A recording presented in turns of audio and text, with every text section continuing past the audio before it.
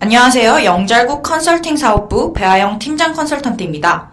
오늘은 작년 한 해 학생들을 지도하며 제가 개인적으로 생각한 2021학년도 연세대학교 학생부 종합전형 국제형 평가 방식에 대해 말씀드리며 2022학년도에는 해당 전형을 위해 어떠한 준비를 해야 하는지 간략히 설명드리고자 합니다.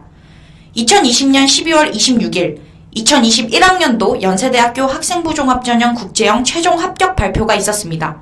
성공적인 결과도 있었고 아쉬운 결과도 있었던 것 같습니다.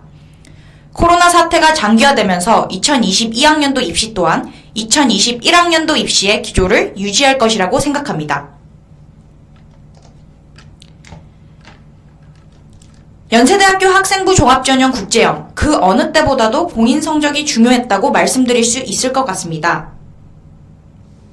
2021학년도 입시에서 연세대학교는 해고, 외국인 학교, 국제학교, 검정고시생의 공인성적 제출에 제한을 가하지 않았습니다. 즉, SAT, SAT2, AP 등 학생들이 자유롭게 응시하고 제출할 수 있었죠. 이는 그 전에도 마찬가지였는데 왜 그렇게 생각하냐? 라고 의문을 가지실 수 있어 이렇게 생각하는 이유에 대해 말씀드리고자 합니다. 첫 번째, 코로나 사태로 12학년 1년의 활동 자체를 평가에서 제외하였습니다. 따라서 평가할 수 있는 활동의 근거가 10학년, 11학년, 2개년도로 줄어들며 학업적 평가의 비중이 올라갔을 것이라는 판단입니다. 두 번째, 이와 더불어 올해 연세대학교에서 기타 서류 목록표를 개편해 비교과 활동 기록표라는 이름의 활동 목록표를 선보였습니다.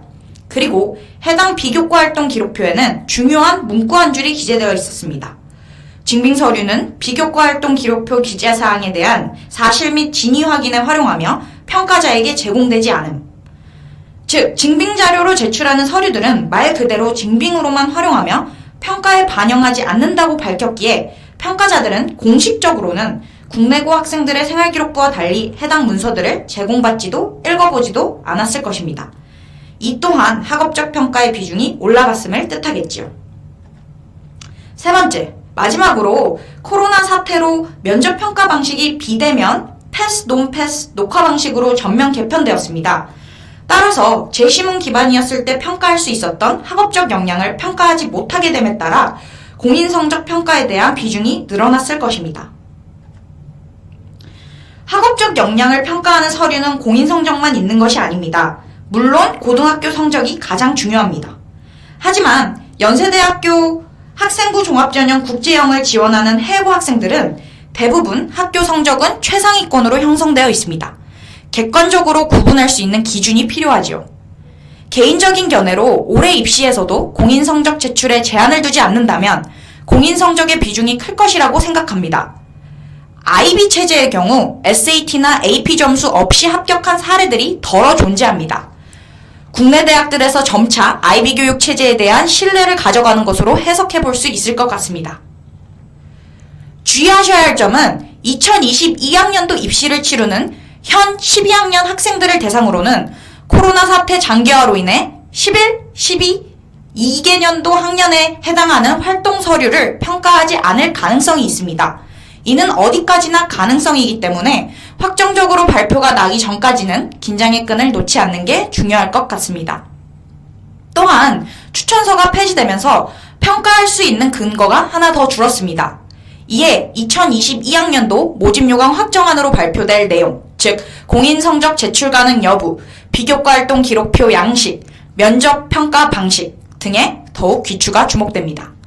입학처에서는 학생부 종합전형 국제형에서는 올해도 작년도와 마찬가지로 공인성적 제출이 가능하다고 말하고 있습니다. 하지만 모집요강 확정안이 나올 때까지는 학교의 공식적 발표가 아니기에 5월까지는 최대한 점수를 확보해놓고 기다려봐야 할 것 같습니다. 그렇다면 공인성적만 확보해놓으면 합격하나요? 라는 질문이 나올 수 있겠죠. 결론부터 말씀드리면 아닙니다. 공인성적은 정량적 평가에 불과합니다. 공인성적을 확보해 놓더라도 연세대에 지원하는 친구들은 날이 갈수록 점수가 상향 평준화 돼가고 있습니다. 너도 나도 다 높은 공인성적을 보유하고 있기에 해당 전공에 지원하는 본인만의 스토리와 컨셉이 중요합니다. 심지어 매년 적지만 꾸준히 공인 성적 없이도 합격하는 친구들도 있습니다. 이 친구들의 경우는 고교 시절 본인이 지원 희망하는 진로를 명확히 하고 해당 전공과 관련된 교과 및 비교과 활동을 깊이 있게 진행한 친구들입니다. UIC 안에는 UD, 하스, ISE 3개의 학부가 존재하고 16가지의 세부 전공이 있습니다. 같은 학부에 지원하더라도 저마다의 스토리와 컨셉이 존재해야 하며 왜 꼭 해당 학부에서 수학해야 하는지를 본인의 고교 시절 학업 및 활동을 통해 증명해 보여야 합니다. 본인만의 스토리와 컨셉이 잘 잡힌 학생들의 제출 서류, 즉 성적표, 비교과 활동 기록표, 자기소개서를 두고 보면 이 학생은 이러한 목적을 가지고 해당 학부 및 전공에 지원했고 추후 그 전공을 공부하기 위해 고교 시절 이러한 결을 가지고 학업과 활동을 이어나갔구나가 명확하게 보이게 됩니다.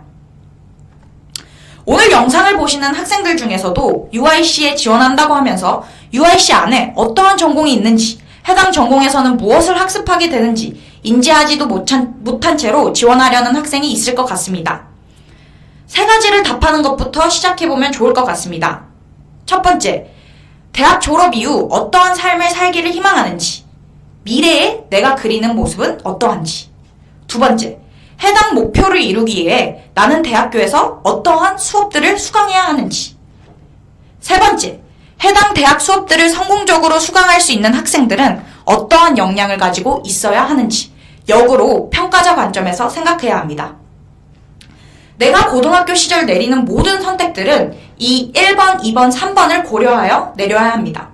수업 교과목을 선택할 때, 어떤 동아리에 들어갈지 결정할 때도, 심지어 동아리 내에서 어떤 주제를 가지고 활동할지 고민할 때도 1번, 2번, 3번에 대한 답을 머릿속에 항상 기억하고 학업 및 활동을 이어나간다면 본인의 이야기가 학업과 활동에 담길 것이며 입학사정관의 높은 평가를 받게 될 것입니다.